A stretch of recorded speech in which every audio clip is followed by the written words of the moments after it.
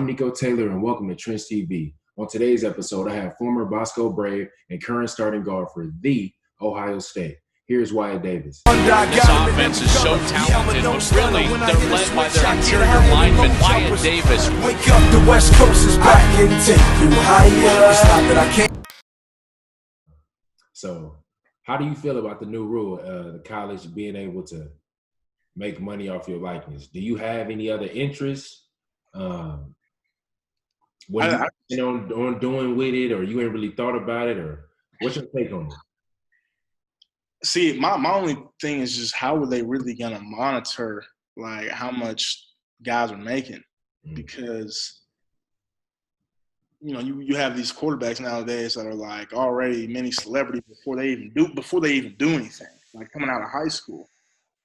And I just wonder like how guys would feel, let's say if you had a quarterback coming out of high school when this rule takes effect that, he's like the number one quarterback, has all these followers, and then he gets up.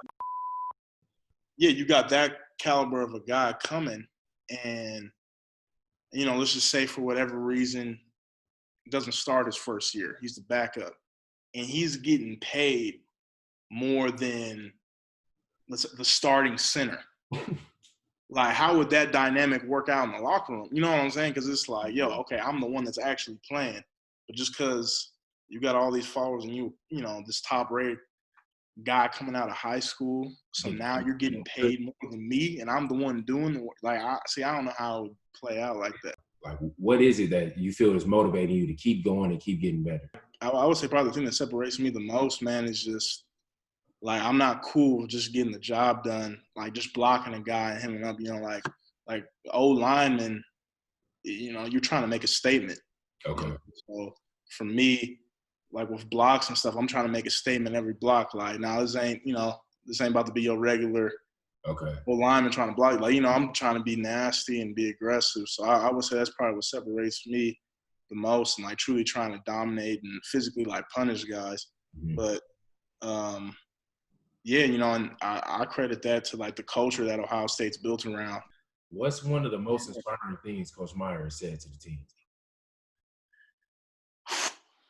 Ooh, there's a lot. Is he a big inspirational guy, or is he like a – Yeah. No, he's a big inspirational guy for sure. I mean, probably what I would say the biggest thing that I've ever taken out of one of his meetings was just, like, basically, he was going along the lines of there's no mistakes in why guys are successful and why guys are the way they are. There's a reason, there's a plan, and if you follow that set plan, it will lead to your success. And it's probably the most inspiring thing that I ever heard was, like, especially like this generation nowadays, everybody wants to blame somebody else for why they're not succeeding, And he would just always talk about everyone wants to blame everybody else, but deep down when they look at themselves in the mirror, they know they're the one that's the cause of it. They just don't want to accept it. So for me, that was big, especially because that hit me even harder just because I feel like we're in such a crazy time now where people are so quick to jump the gun and transfer to another school like their first year without enduring everything. And for me, it was just it really spoke to me just because I was a guy that was a highly touted recruit coming out of high school, and everybody was expecting me to play my first year, and I didn't. I got redshirted. And then the following year comes, I'm expecting to play, and boom, I didn't start. So, just fighting through adversity. And I ended up fighting through that adversity, and now I'm sitting in the position that I'm sitting in now.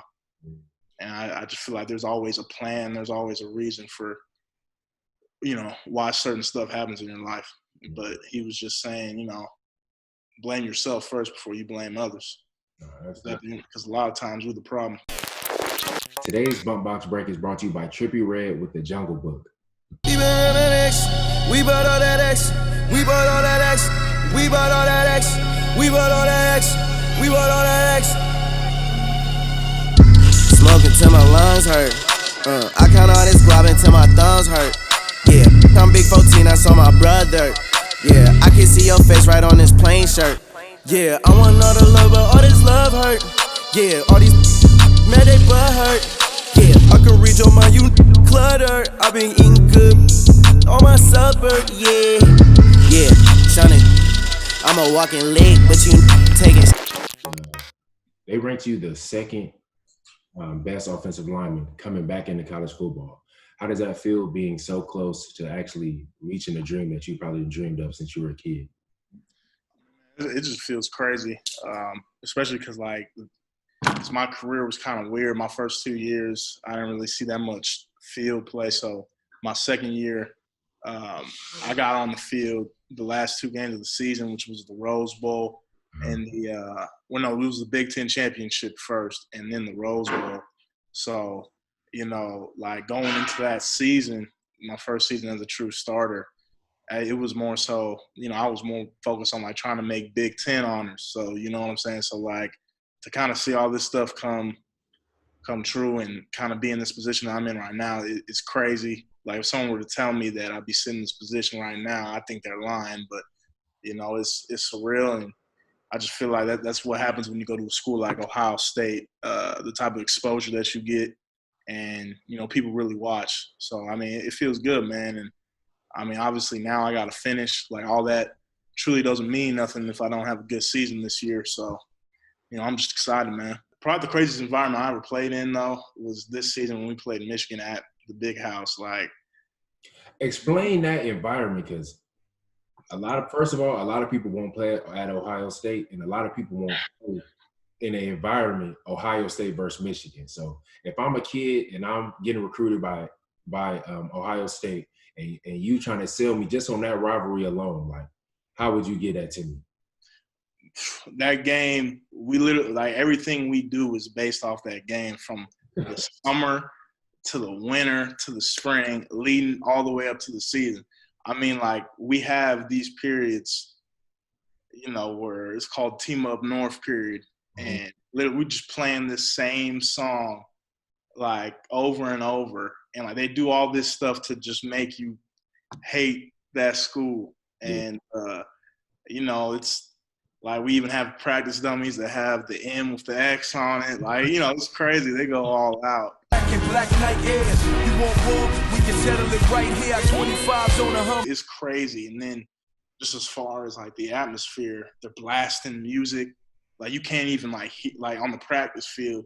And what's crazy is it doesn't even mimic how loud it is with the actual crowd. But like just to give you a picture, it's like you can't even talk to the dude. Like I'm trying to make calls to my tackle, and like he can't even hear me. And I'm standing like right next to him.